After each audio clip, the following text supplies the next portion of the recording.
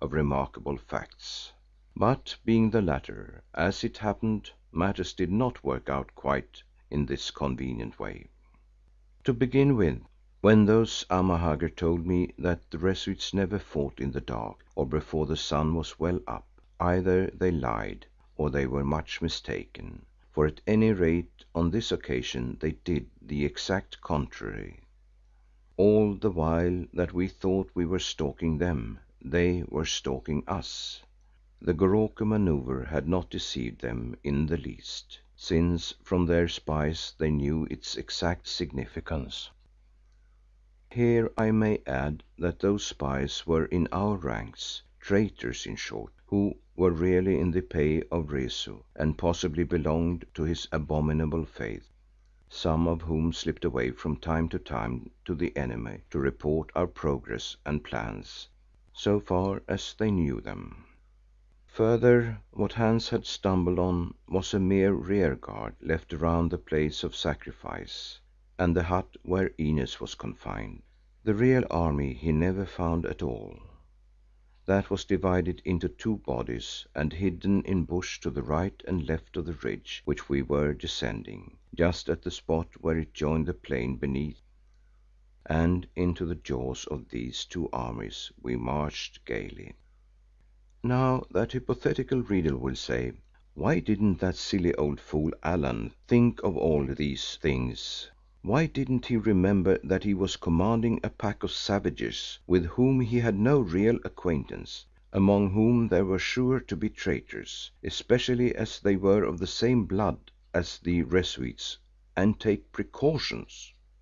Ah, my dear reader, I will only answer that I wish you had handled the job yourself and enjoyed the opportunity of seeing what you could do in the circumstances. Do you suppose I didn't think of all these points? Of course I did. But have you ever heard of the difficulty of making silk purses out of sows' ears? Or of turning a lot of gloomy and disagreeable barbarians, whom you had never even drilled, into trustworthy and efficient soldiers, ready to fight 3 times their own number and beat them? Also, I beg to observe that I did get through somehow, as you shall learn, which is more than you might have done, Mr. Wisdom, though I admit not without help from another quarter.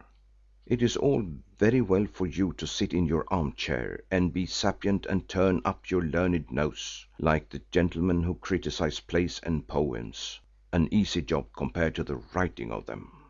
From all of which, however, you will understand that I am, to tell the truth, rather ashamed of what followed, since qui s'excuse s'accuse.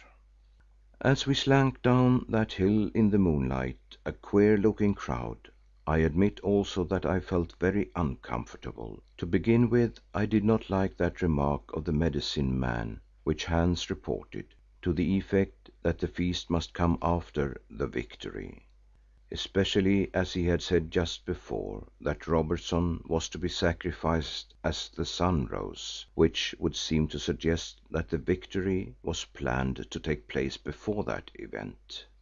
While I was ruminating upon this subject, I looked round for Hans, to cross-examine him as to the priest's exact words, only to find that he had slunk off somewhere. A few minutes later he reappeared, running back towards us swiftly and, I noticed, taking shelter behind tree trunks and rocks as he came. "Baas," he gasped, for he was out of breath, "be careful. Those Rezu men are on either side ahead. I went forward and ran into them. They threw many spears at me. Look," and he showed a slight cut on his arm from which blood was flowing. Instantly I understood that we were ambushed and began to think very hard indeed. As it chanced, we were passing across a large flat space upon the ridge, say 7 or 8 acres in extent, where the bush grew lightly, though owing to the soil being better, the trees were tall. On the steep slope below this little plain it seemed to be denser, and there it was, according to Hans, that the ambush was set.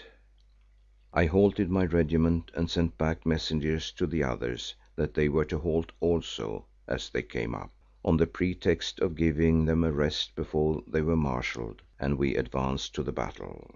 Then I told Umslopogaas what Hans said and asked him to send out his Zulu soldier whom he could trust, to see if he could obtain confirmation of the report. This he did at once. Also I asked him what he thought should be done, supposing that it was true. "Form the Amahagger into a ring or a square and await attack," he answered. I nodded, for that was my own opinion, but replied, "If they were Zulus the plan would be good, but how do we know that these men will stand?" "We know nothing, Macumazahn, and therefore can only try. If they run, it must be uphill." Then I called the captains and told them what was toward, which seemed to alarm them very much. Indeed, one or two of them wanted to retreat at once, but I said I would shoot the first man who tried to do so. In the end they agreed to my plan and said that they would post their best soldiers above, at the top of the square, with the orders to stop any attempt at a flight up the mountain. After this we formed up the square as best we could, arranging it in a rather rough fourfold line. While we were doing this we heard some shouts below and presently the Zulu returned, who reported that all was as Hans had said and that Rezu's men were moving round us, having discovered, as he thought, that we had halted and escaped their ambush. Still the attack did not develop at once, for the reason that the Rezu army was crawling up the steep flanks of the spur on either side of the level piece of ground, with a view of encircling us altogether, as to make a clean sweep of our force. As a matter of fact, considered from our point of view, this was a most fortunate move, since thereby they stopped any attempt at a retreat on the part of our Amahagger, whose bolt hole was now blocked.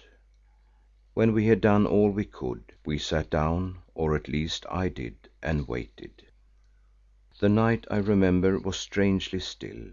Only from the slopes on either side of our plateau came a kind of rustling sound, which in fact was caused by the feet of Rezu's people as they marched to surround us.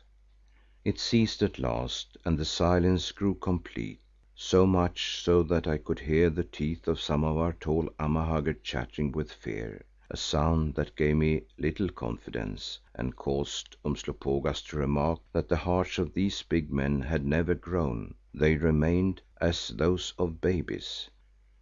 I told the captains to pass the word down the ranks that those who stood might live, but those who fled would certainly die. Therefore, if they wished to see their homes again, they had better stand and fight like men. Otherwise most of them would be killed and the rest eaten by Rezu. This was done, and I observed that the message seemed to produce a steadying effect upon our ranks. Suddenly all around us, from below, from above and on either side, there broke a most awful roar, which seemed to shape itself into the word Rezu, and next minute also from above, below and either side some 10,000 men poured forth upon our square. In the moonlight they looked very terrible with their flowing white robes and great gleaming spears. Hans and I fired some shots, though for all the effect they produced we might as well have pelted a breaker with pebbles. Then, as I thought that I should be more useful alive than dead, I retreated within the square, Umslopogaas, his Zulu and Hans coming with me. On the whole our Amahagger stood the attack better than I expected. They beat back the first rush with considerable loss to the enemy, also the second after a longer struggle. Then there was a pause during which we re-formed our ranks, dragging the wounded men into the square. Scarcely had we done this when with another mighty shout of Rezu, the enemy attacked again. That was about an hour after the battle had begun. But now they had changed their tactics, for instead of trying to rush all sides of the square at once, they concentrated their efforts on the western front, that which faced towards the plain below.